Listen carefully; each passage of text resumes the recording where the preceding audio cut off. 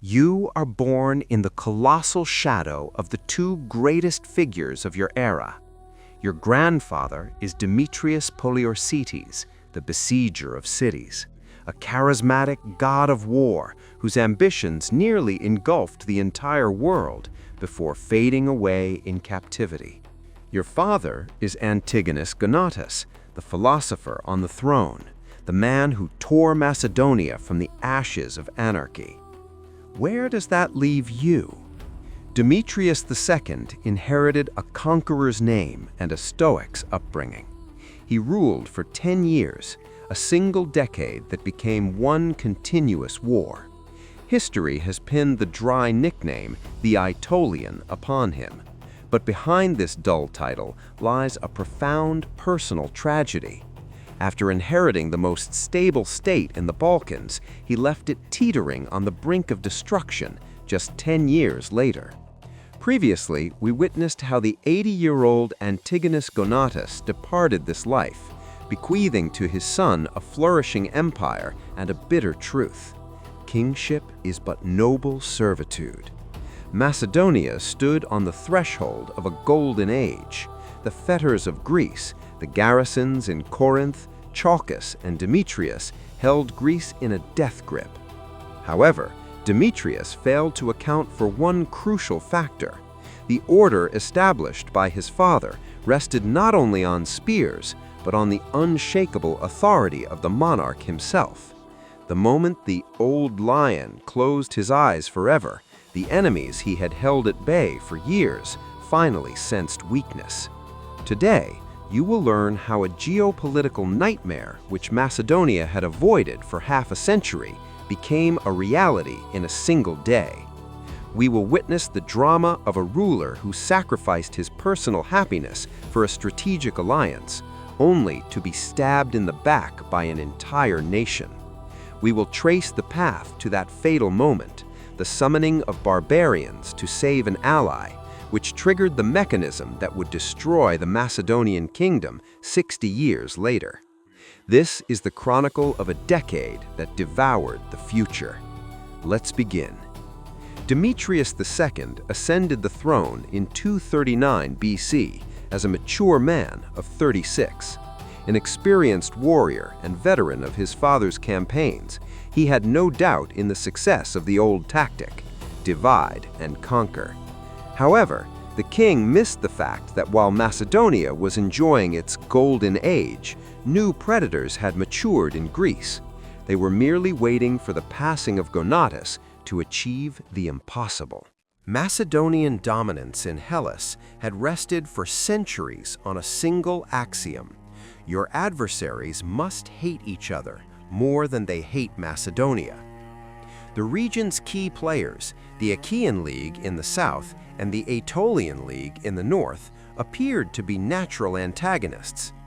The wealthy urban Achaeans and the semi-wild Aetolian highlanders embodied the clash of order against chaos. Antigonus Gonatas had skillfully stoked their contradictions for decades. Accepting the diadem, Demetrius believed that as long as old enemies were at each other's throats, his realm remained secure. The map of the region promised him nothing but stability.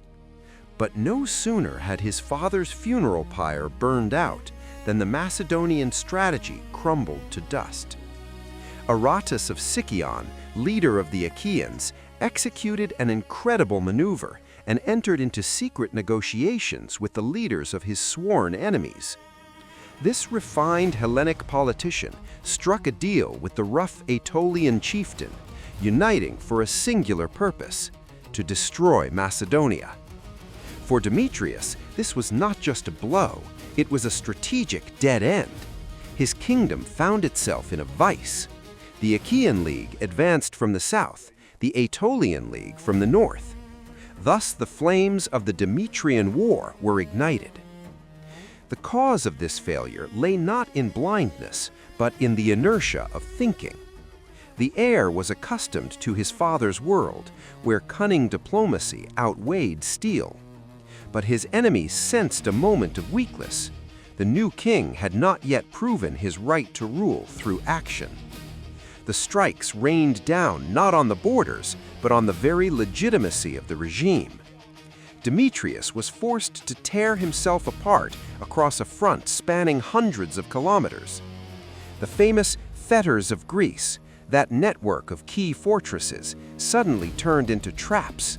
The garrisons found themselves cut off from one another by a raging sea of rebellions. The fires of war engulfed Thessaly and the Peloponnese. Demetrius desperately needed an ally capable of striking the enemy in the rear, while the phalanx held back the onslaught. Seeking salvation, he turned his gaze to the west, to Epirus.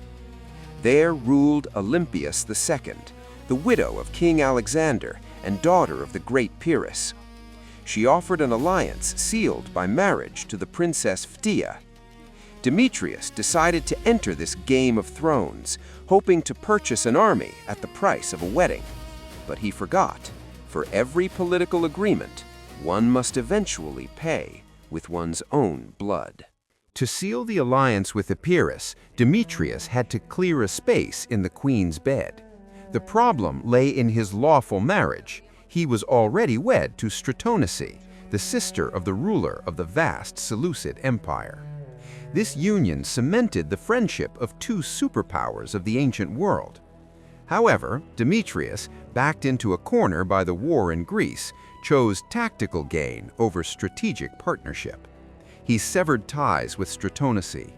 The insulted queen returned to Syria, cursing her former husband and inciting her brother to declare war on Macedonia. The king burned his bridges in the east for the sake of a phantom alliance in the west, taking the Epirus princess Phthia as his wife. The calculation seemed flawless, but history crossed out the ruler's plans. Within just a few years, the situation in Epirus reached a boiling point. In 233 to 232 BC, the people, exhausted by the dynasty's endless wars, rose in rebellion. The Aeacid monarchy, which had stood for centuries, collapsed overnight. The last princess, Deidamia, was murdered right at the altar. Epirus proclaimed itself a republic, and the first thing the new government did was conclude an alliance with Demetrius's sworn enemies, the Aetolians. The alliance for which the Macedonian king had sacrificed peace with the Seleucids crumbled to dust without lasting even 5 years. Total foreign policy collapse had arrived. Demetrius was encircled by enemies. To the east, the enraged Seleucids. To the south, the united Greek Poli. To the west, the traitorous Epirus. The son of the philosopher on the throne realized the time for contemplation was over. Ahead lay only naked steel. Diplomacy no longer worked, and he would have to fight against everyone, alone. In this desperate situation, he committed an act that would grant him tactical success, but doom his country's future. He called for help from those whom the civilized world considered pirates and barbarians, the Illyrians. While the borders cracked at the seams in the north and west, a man unlike any previous adversary moved against the Macedonian in the south. If Pyrrhus resembled a lion, this enemy operated like a fox. Aratus of Sicyon, leader of the Achaean League, began his game. Demetrius II grew up on the precepts of his father and grandfather, phalanx against phalanx, an honest clash in the open field. However, Aratus turned the Peloponnese into a territory of guerrilla chaos. The Achaean leader struck at the garrisons of Argos and Athens while they slept, liberating Polis against their will. The king darted across Hellas, trying to catch a ghost with the iron grip of his legions. The might of the Macedonian army was helpless before an elusive shadow. This endless chase exhausted not only the treasury, but also the ruler's will. Demetrius felt like a powerless titan. The culmination of this feud was the Battle of Phylakia in the mountains of Arcadia. Sources are stingy with details, but the result is clear. the Macedonian phalanxes suffered a shameful defeat. In the chaos of the retreat, Demetrius II vanished without a trace. Instantly, Aratus played this card, spreading the news throughout Greece. The king is dead. Macedonia is beheaded. The lie, like a wildfire on the steppe, breathed life into the hopes of his enemies. And although the monarch survived and managed to break through to Pella, this rumor shattered the aura of invincibility that Antigonus Gonatas had built for years. Demetrius returned to the capital not as a triumphator, but as a fugitive who had miraculously escaped chains. The defeat triggered a psychological breakdown. The king realized his isolation. His generals faltered before the cunning of Aratus, and his allies hastened to renounce him. In this critical moment, the ruler made a fatal decision. Lacking the strength to defeat the Greeks on his own, he decided to summon an external force. His gaze turned north to the shores of the Adriatic. There, in Illyria, ruled King Agron, a chieftain of pirates whose swift Lembi ships held the entire coast in fear. Demetrius struck a deal with the barbarians to save the civilized world from itself. The year was 231 BC. The Aetolians, intoxicated with impunity, besieged the city of Median in Acarnania. Demetrius, tied down with war in the south, could not send a regular army there. Instead, he laid his last trump card on the table. He hired the Illyrians for gold to do the dirty work for him. Polybius paints a striking picture beneath the walls of the besieged city. The Aetolians were so confident of success that they began dividing the loot before the assault even started. Candidates for the position of strategos argued heatedly over whose names would adorn the captured shields and who would receive the lion's share of the gold. Anticipating triumph, they didn't even set a guard, neglecting a rule as old as the world: the war isn't over while the enemy still breathes. While the Aetolians were counting their chickens before they hatched, at dawn the sea horizon suddenly became covered with sails. Rushing toward the shore were not heavy Greek triremes, but 100 agile Illyrian lembi. They docked in dead silence. 5,000 fighters leaped onto the sand and, without any phalanxes, crashed into the enemy camp with a wild howl. It was the true special forces of antiquity against a clumsy regular army. The Aetolians, caught by surprise over breakfast and arguments, fell into a stupor. Striking in a pincer movement in coordination with a sortie by the Median garrison, the sea raiders swept away the proud warriors of Greece, who had considered their opponents savages, in a matter of hours. To Demetrius, this move seemed like a brilliant triumph. He had rescued an ally without putting a single Macedonian in harm's way. In Culla, cups clanged to the king's health. However, history would remember this as a Pyrrhic victory of diplomacy. Demetrius had single-handedly released the genie from the bottle. The Illyrian chieftain Agron, sensing the weakness of the Greeks and the taste of Macedonian gold, realized Hellas was defenseless. Massive piracy began on the waterways of the Ionian Sea. Italian merchants whose interests were protected by the rising power of Rome came under attack. By calling upon Agron for help, Demetrius II unwittingly pulled the thread that brought the legions to the Balkans.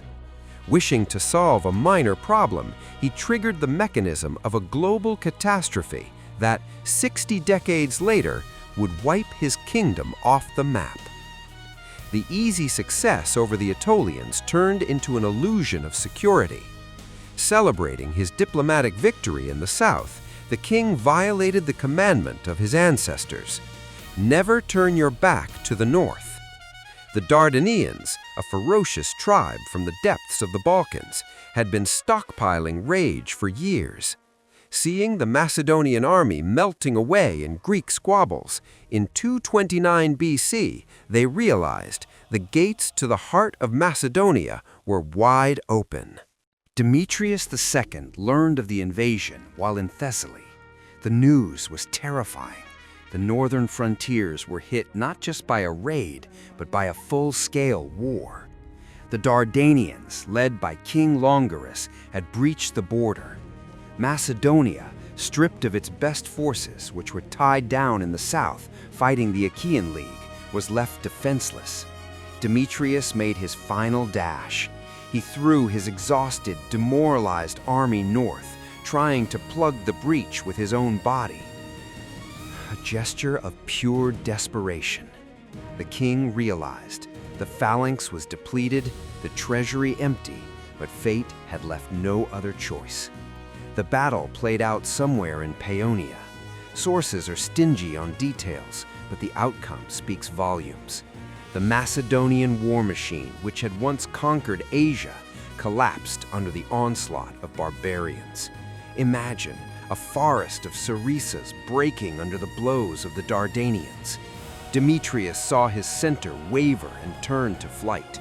In this slaughter, he received a wound that became fatal. It was not so much the enemy iron that killed him, but the weight of realized defeat. The king, who had held back the pressure of all Hellas for a decade, fell not by the hand of the enlightened Aratus, but under the axe of a savage. Demetrius II passed away in the spring of 229 BC at the age of 46.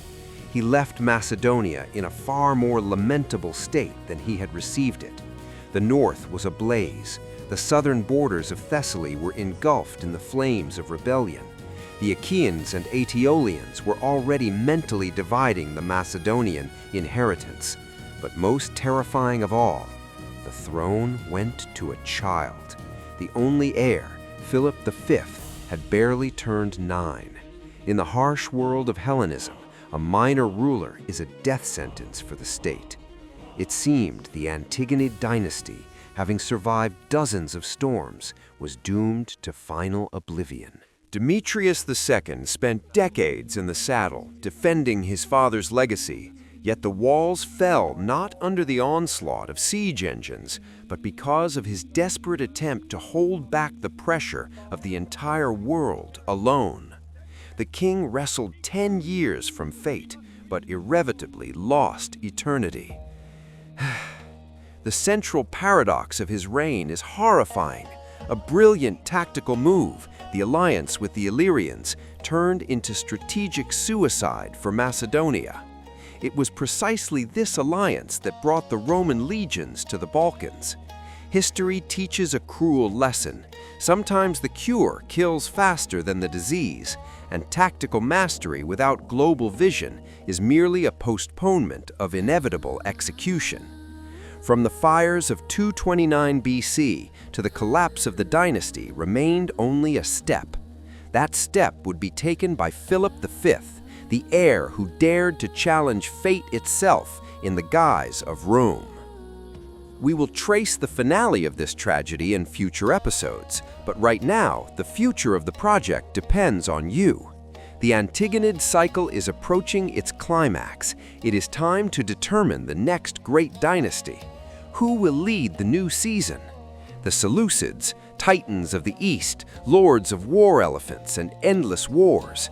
An empire where kings strove to stitch Europe and Asia together with threads of steel. Or the Ptolemies, whispering masters of the Nile, a dynasty of gold, intrigue, and the great library, where power rested not on swords, but on sacred knowledge and colossal wealth. The decision is yours.